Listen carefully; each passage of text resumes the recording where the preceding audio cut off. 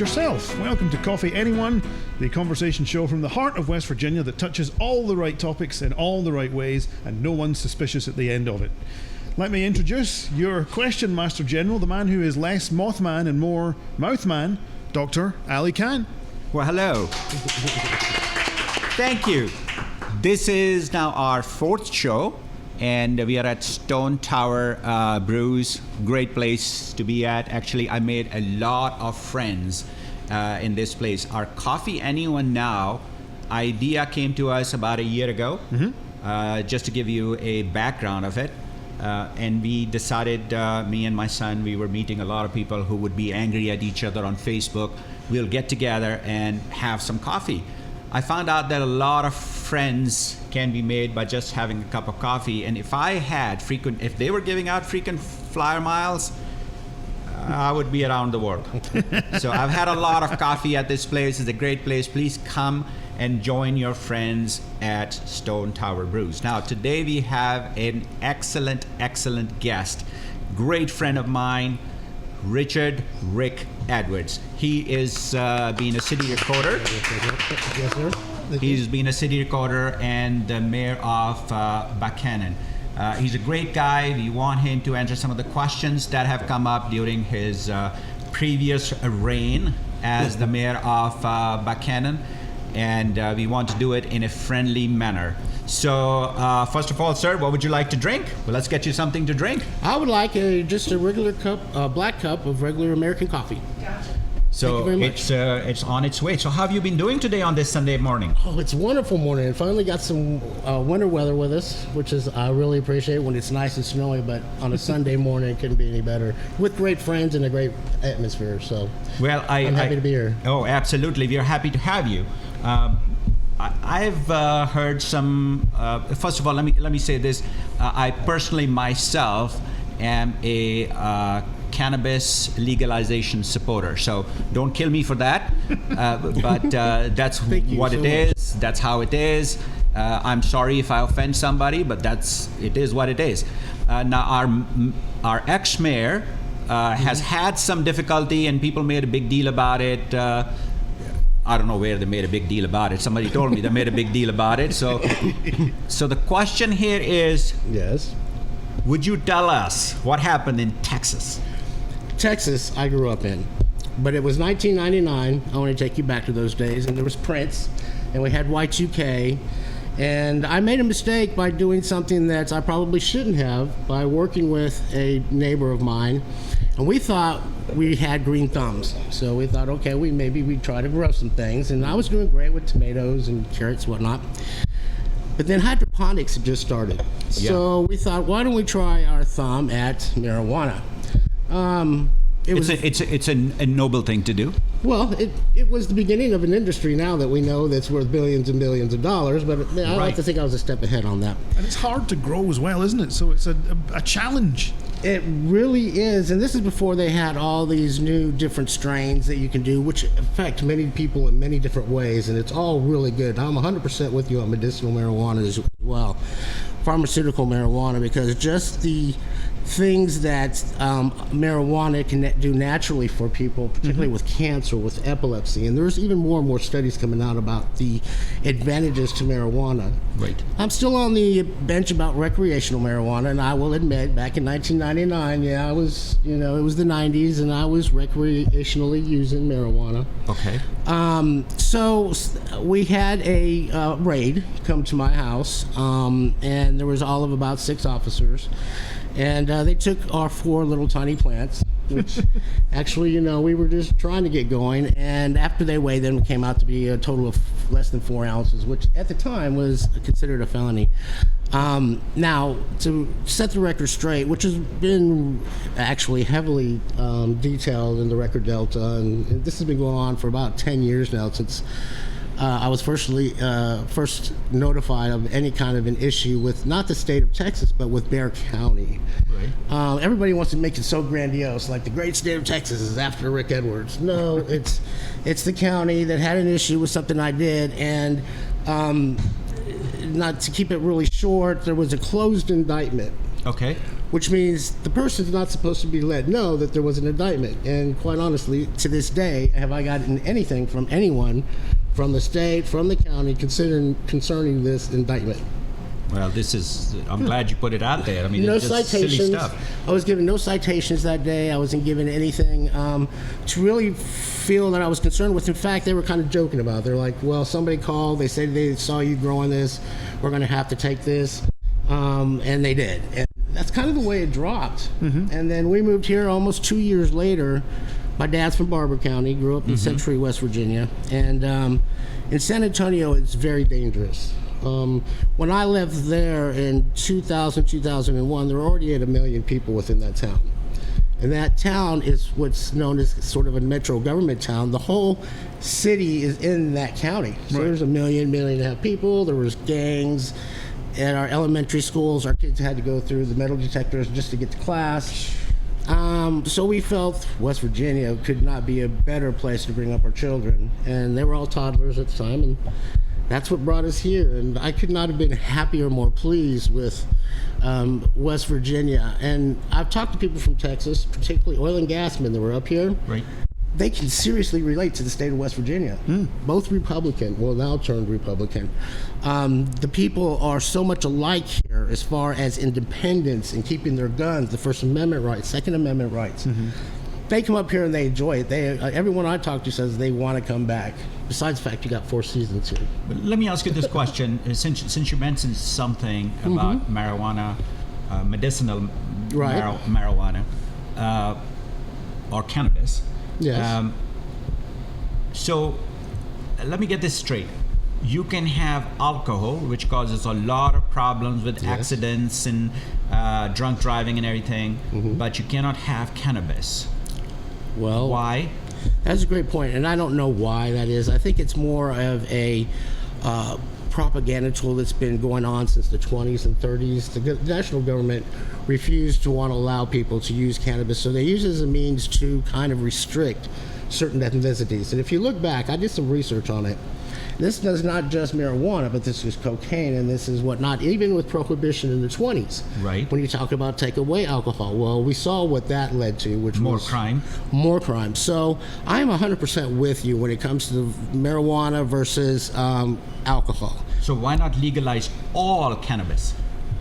Well, you should be able to legalize, and that's happening throughout the country. Even more than medicinal. You mentioned medicinal. Recreational, you go wherever you want. I mean, why is government telling me what I can put in my body? Are they going to tell me next time if I can have 2 cinnamon rolls, 3 cinnamon rolls, or extra pop? Why is cannabis so, why such a stigma is attached to legalization, free use of cannabis? I don't know, but the government does regulate a lot of things that you already do. There is a sugar tax, so that they make it more expensive now for you to be able to go and get a soda, for instance. Also the health alerts that we get about eating. But we don't like that. I mean, in New York, you can't get a big cup of, I mean, like nobody can have 2 of those, or 3 of those, or 4 of those gulps or whatever you call them. I don't believe necessarily that the government should actually regulate marijuana anymore. Making it a class 1, I believe, or a class 2 narcotic. That makes sense for methamphetamines. That makes sense, which of course the government came up with meth. They did that in World War II for soldiers. A lot of these things that you see that are chemical drugs were actually instated or researched by the United States government, and it's come down through the citizens. As far as marijuana, I think that it should be legalized. You're finding states, Illinois just this year, January, decided to go ahead and legalize recreational marijuana. Right. I think the first week they pulled in over $1 billion worth of taxes for the state. When you're thinking about it, yes, recreational marijuana should be. The sad part is what's happening now, for example, in Colorado, what ended up happening is since it's a class 1 drug on the federal DEA register, you can sell marijuana, but you whatever money you get, you can't deposit into a bank because it is FDIC. So you take the money and you're hiding it underneath your mattress.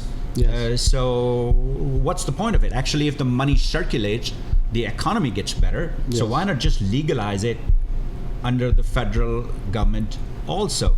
So and another thing I wanted to ask you about, there has been a lot of friction in this town about Ordinance 434. Yes. So if you were elected on the city council, would you be Yes. for it or would you be against it? All right, that's a very interesting question, and it kind of goes back to your question about marijuana and the national government, or your government telling you or expressly denying you certain rights. Okay, there are certain rights that are inalienable. We know it through the Constitution. I know you're a constitutionalist as well, but I do not believe that the government, should also tell businesses what they can and cannot do, or what their expectations are for those companies or for those businesses. But aren't they already doing it? Yes. So that brings us back to a resolution that was done by the city of Buchanan back in about 6 or 7 years ago. We resolved within the city council that yes, we believe that all people should be represented equally, that there should be no biases as to age, sex, ethnicity, gender, and I'm learning all the new pronouns for gender relations as well. That I do not believe that the government can mandate that to businesses, but we can, as a resolution, support and encourage such behavior. So what I would have done, perhaps, and what Mr. McCauley or what our administration does not do, is we used to have town hall meetings where we gathered all the committees or all the community together, right, and we actually discussed these things. We had at least 4 town hall meetings while I was mayor, and they weren't these conference type where they sit down at a table and somebody, it's very regulated. It's a little back and forth, maybe? Yeah, but in this case, in a real town hall meeting, everybody gets the opportunity to speak. You're all in a room. It's a great idea. If everybody had a cup of coffee, it could be a little dangerous, but as long as somebody had a refreshment, and they always turned out well. We even had dual meetings with the city, county commission, and the city regarding certain things like a park recreation department and all of that. So getting back to the main point, though, I believe that the city should have opened up more. Instead of just coming up with an ordinance out of nowhere stating that we're going to make it a regulation, which is what an ordinance does as opposed to a resolution, we demand that certain people, businesses, environment, community, we are going to make it, you have to do this or you can be penalized for such. Okay. I think that the people should make that decision. I think it should have come in the form of a referendum. We have an election coming up in May. This could have been put on the ballot as a referendum for the citizens to decide, is this what you want as an ordinance? Right. I think a lot of times our city government or local governments in general decide they're just going to implement and then look to see what the reaction to that is. And I don't think that's the way it should be done. I think you need to discuss, just like this, you need to be able to find out and educate yourself, because there's a lot of things I don't know, perhaps, in the LGBTQ community that I could be more enhanced with. We'll be happy to sponsor something like that where everybody in the city government can come, can't we? Yeah. Like, I think we'll so. be glad to do that, where everybody can get together right here at Stone Tower, have some coffee or some other refreshments, talk about it, and see what we can do to help everybody. We'll be glad to do that. If you were in the city council, would you put that forward? Oh, absolutely. Absolutely. Any opportunity. I think you'll need a bigger space. I think if what you get, we'll get a bigger space. You'll find that it could get quite crowded in here and boisterous. But if you had them at the public service complex, where you have that big room, or even at we'll pay for the refreshments. We had one at the VFW, one of our town hall meetings. So it's really about opening it up and hearing what the citizens want, and then taking from that what you build your ordinance upon. Right. Because without the support of the citizens, and I guess what our mayor and our administration saw last time was, if you try to just come up with something to force upon people, there's going to be a kickback. Right. And they weren't quite ready for the kickback they got particularly from a certain right-wing religious morass. There is a little bit of a element out there that is very, very angry. And they have shown a lot of anger. Actually, I was looking at their roster of people running for city council. Yes. I think all of them are very well qualified, except for a few exceptions. But I wouldn't name them. But I would like to sit down with all of them. Yes. I mean, we are open to having coffee with anybody. Even if we disagree on certain issues, we can sit down and talk about these things. We're polite. I have no problem with that. We don't bite. We don't. We are actually very nice to everybody. Now, you had a question Yes. about drugs. I did, yes. How much better would city council meetings be, and how much more efficiently would it run if everybody was stoned? That is a excellent point. Well, I would not know. I would, by experience, say that it would be a much livelier and happier place. Probably, yeah. As far as efficient, I don't know. There'll be a lot of people sitting there going, wow, they're called fingers, but they don't thing. I do They'll believe... get the munchies. Yes. Yes, well, then we'll have refreshments there, that's for sure. I don't know about the efficiency, and I don't know that decision-making at that level should be done under any form of cloudiness. Inhibitor? Yeah. It's not a bad idea. I think, for instance, when I was mayor, we should have given it to the audience, perhaps. But insofar as what our government does during a meeting, I think they need to be fully senile at the point of they're making decisions for us. Makes sense. But drugs in general, I do not condone. Marijuana is and I'd like to get off of the marijuana thing, but the marijuana issue, I think, is benign anymore for this generation and for generations coming up.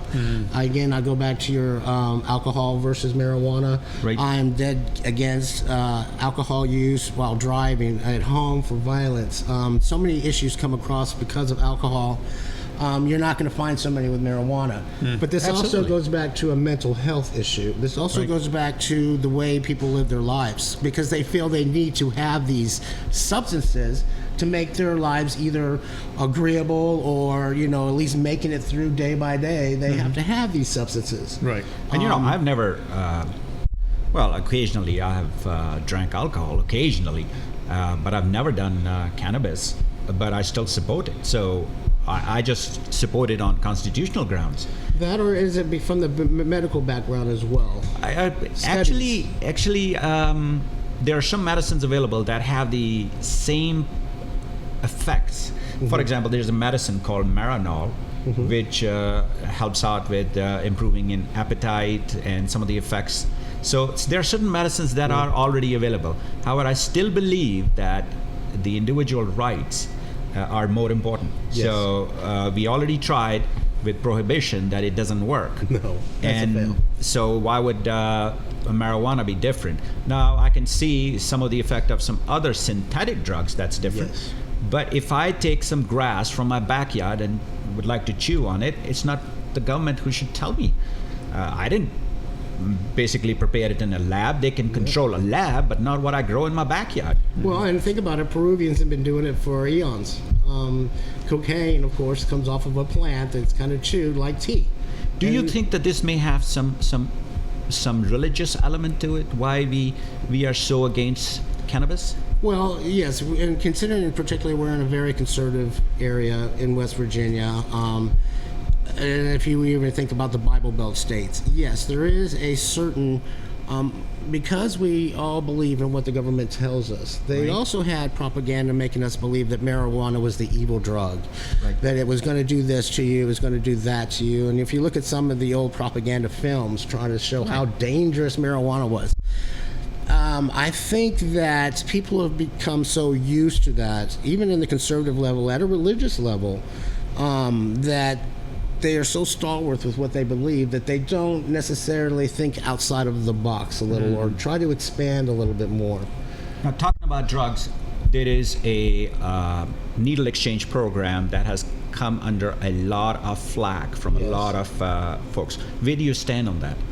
Okay, that's another interesting question that I do not feel well educated enough. I've talked to Matt Kerner, I've talked to, while I was mayor, a lot of mental health and addiction specialists. As far as transmitting, as I understand it, any possible communicable diseases, that it is important that we offer up a means to which to help stop it, if you can. As far as the element of who pays for it, how it gets paid for, and who actually judges who gets it and doesn't get it, I don't know enough yet. I need to be more educated on that. But I would also defer to somebody who is an expert on that, and that's somebody who is in drug addiction or understands So you'll consult, you'll get more educated and talk to more people and Sure. see, and if it makes sense, you will support Absolutely. it. Absolutely. Yeah, that makes sense. In a Isn't it large great? city. Isn't it great having politicians coming in saying, I need more education on that subject? That never happens, man. It never happens. We're all experts, huh? No, I assure you, you're not. I did not want to be mayor. I wanted to be the city recorder. I love taking minutes. I love going into meetings. That's what I wanted to do. It just so happened under circumstance that with the resigning of a mayor, I became the mayor. I did not think I was going to be able to fulfill that position. I felt inadequate, not educated enough to do so. As a recorder, though, you go to all of the meetings, you have to be there, so you educate yourself quickly. Right. But once I got into that position and understood what it really means or how you can enhance your community and do it as a team, as a togetherness, then I really became gung-ho and decided I'll run for it. That was probably my biggest mistake, was running for mayor on that last election. But I would not give it up, and I am very proud of the things that we did accomplish while I was the mayor and on the city council. And I'm sure you'll bring that expertise to the city council also. Been there, done that, yes. Absolutely. Absolutely. So what was your, even though it wasn't necessarily something that you scoped out that you were looking for, but what was your favorite part of being mayor? That is a great question. There are two parts. One of them is something that our mayor does now, and that's the proclamations. That's recognizing people within your community that are doing things beyond the call of duty. People that need to get recognized for certain things that they bring to the table or to the community. That was one of my favorite things, like Relay for Life, like the veterans, like a lot of the organizations that do work. I believe we've gone a little overboard on them. I think that sometimes you could use such a tool as a means to propagandize yourself or make yourself look great being in the paper each week doing that. Because these proclamations are special. It's something that you have to really earn and deserve, not just to be used as a tool for perhaps something that you want to do politically. Yeah. That is my belief. My other best thing to do that I enjoyed, and believe it or not, was town hall meetings. I loved getting up in front of a group of opposing and actually pro-favor groups on things like the B&O tax, for instance, Right. the business and occupancy tax. Huge controversy here because some businesses are exempt from it, some are not, and this is before the 1% sales tax. I wanted to alleviate the whole 1% sales tax by going with the B&O. Yeah. But until I had the businesses there, and I also had the people, the citizens there saying, yes, it needs to be fair, I didn't understand the two dynamics and how it gets together. But by the end of it, I felt that everyone had a better idea. Our council had a better idea of how we should proceed with that. So those were the two of my favorite things to do besides just walking up and down the street talking to people. I like to talk. I really do. Oh, that's great. Now, when you were mayor, which city councilman did you find? I asked the question from the mayor also.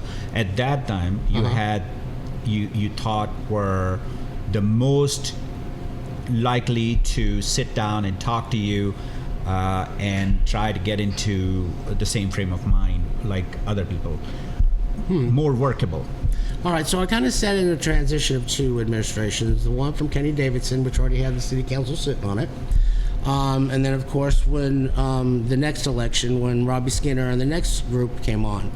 I think the people that I related to the most on the council at that time was probably Mary Albaugh with the veterans. And she's very active and outspoken, and I could always count on her to tell me things. Very nice lady, Mary Alba. Yes, oh yes, very much so. And Mr. Ron Pugh, he was also on the council at the time and never had an issue with telling me what his opinions were on what's going on. So those two, I always appreciated. I wanted to hear their input from.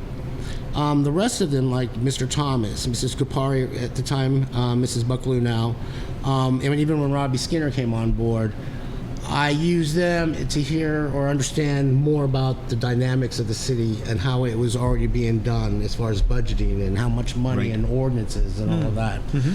So, I mean, it really, at the time, I got along with all of them very well. We actually passed some ordinances unanimously. The college zone, the repeal of the college zone was one of them. But I think Ron and Mary, I guess, were my two go-to people because I could always count on them to tell me straight up what either this is right or wrong, or I did this right or I did this wrong. Do you like the role of Wesleyan in town? a lot of folks, well, not a lot of folks, a few minority, I would say, think that Wesleyan is not bringing, their new ideas are not that good. We need to keep the old ideas. Do you like Wesleyan's role in this town, or? Okay, that's a great question. And Wesleyan brings so much to the city of Buchanan, not only just by revenue, but also by education, by enlightenment, by diversity. Right. Without Wesleyan, we probably would not have as many diverse groups here. So you're pro-diversity? Oh, very much so. Yeah, oh yeah. You've got to expose yourself out there to different things, or you're never going to learn anything. You're just going to be in a cocoon. And I hate cocoons. Although a butterfly may come out of that cocoon, I just don't think you should surround yourself with the same thing all of the time, because then you don't have the opportunity to expand your horizons. Wesleyan, though, and I got into it not just because of the college zone, but because I also wanted to start a community college here. I wanted to work with Pierpont. They sort of had something out at the high school, but not every kid can go to college. I'm fortunate enough to have two of my daughters go to college. One is a sophomore at WVU, and my oldest is now working on her master's in social work with WVU. Great. But in having a college here, is particularly as the history that Wesleyan has brought to this town, is very important. But I also think that we also need to be able to train in other careers and other vocations. Welders are needed terribly bad. Truck drivers are needed terribly bad. Administration and clerical are needed terribly bad here. I think Fred Everly does some of it, but not all of it. And it's targeted to the high school, but not to adults. Right. What about adults that are transitioning from retirement? Right. And there's quite a bit of mental health issues. Suicides have happened here in the last few years for senior citizens, and I say senior because I am a 50-year-old. There's transitioning from a career into retirement. And then they get depressed, and they start finding hobbies or whatnot. A lot of our experience comes from those folks, from you and I, that could be used to enhance our youth, so that we have them coming here, wanting to stay here, and attracting more youth to our community. I think that's a great very idea. important. That's a great bringing idea. more people. Well, do you have any message for folks in the city on how to get along? Now, we are trying this effort here with our coffee thing. Yeah. What is your message? Because there is some anger here and there. How do you stop that anger? How can we get along a little bit more in this town? I believe that the city, and I think the community, is already doing some of that. For instance, yourself. We have Create Buchanan, who tries to bring different organizations in together to do things. I think that an open dialogue between different churches, different organizations. We're bringing actually some pastors soon too. Well, we mentioned the menorah. You mentioned the menorah with Mayor McCauley. What he failed to allude to was that menorah has been there for about 5 or 6 years. Oh, wow. Great. The first year we did it when I asked all of the churches to put a Christmas tree down in Jawbone Park. We had all these extra planters.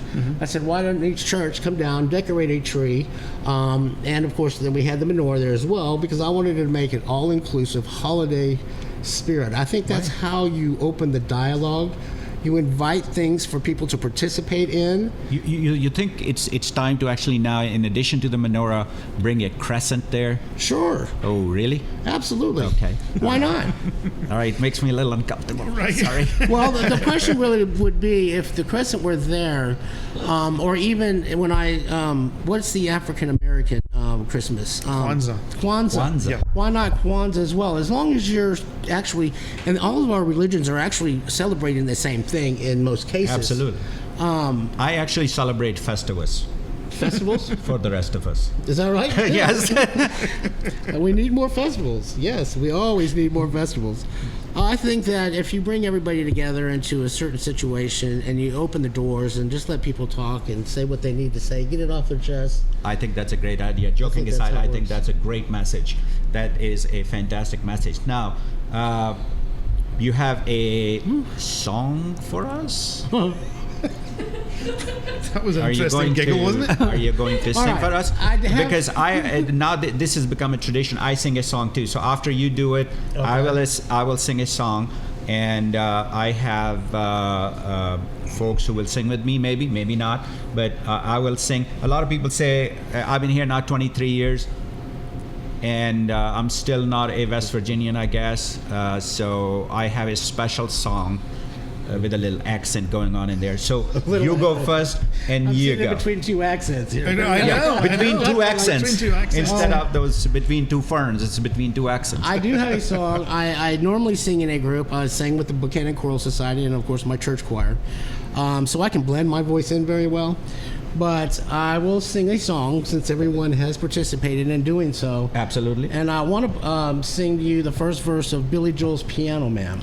Ah, great song. Let's do it. The reason why I want to do that is because, and I was telling Spike earlier, I believe that when you're in a group situation, or even particularly in this situation, a lounge, somebody comes up to the piano and starts playing. Everybody wants, you set a tone, you set the mood, and I think this song kind of sets up what I always wanted to be, was the guy that, you know, recognized what's going on around and try to pull everybody together into a song. That's great. Yeah. And I think this song kind of says it. So yeah, it'll only be the first verse, and I apologize to anyone who's Buchanan Choral Society. I'm gonna do the whole song, by that. the way. I'm not gonna just do the. Yeah. Oh, you're gonna do the whole song? Yeah. Please. Yeah, he's going to do Freebird. We'll be here till next Wednesday. Let's see if I remember these words.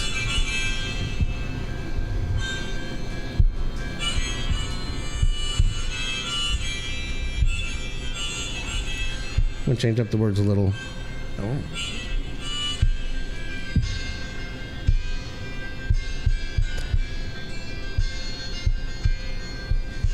It's 9 o'clock on a Sunday. The crowd shuffles in. Snowman sitting next to me. Love to his tonic and tea.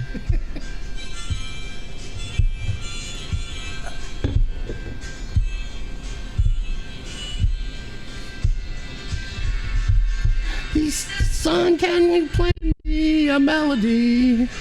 I'm not really sure how it goes, but it's short and sweet, and it it complete when I wore a younger man's clothes. La da da da da da, la da da da da dum. Sing us a song, you're the piano man. Sing us a song tonight. We're all in the mood for a melody, and you got us feeling all right. Very nice. Well done. Very nice indeed. Thank you so much for joining us today. Don't forget, folks, never miss an opportunity to tell a new friend hi and take him for coffee. Till next we meet, fare thee well. Where's my song? We ran out of time. Keep and going. The song died. Keep going. We'll fare thee well again in a minute. One evening as the sun went down and the jungle fire was burning, down the track I'm a hobo hiking, and he said, boys, I'm not turning. I'm headed for the land that's far away, besides the crystal fountain. So come with me, we'll go and see in a big rock candy mountain, in the big rock candy mountain. Okay, that's it. Yay. All right.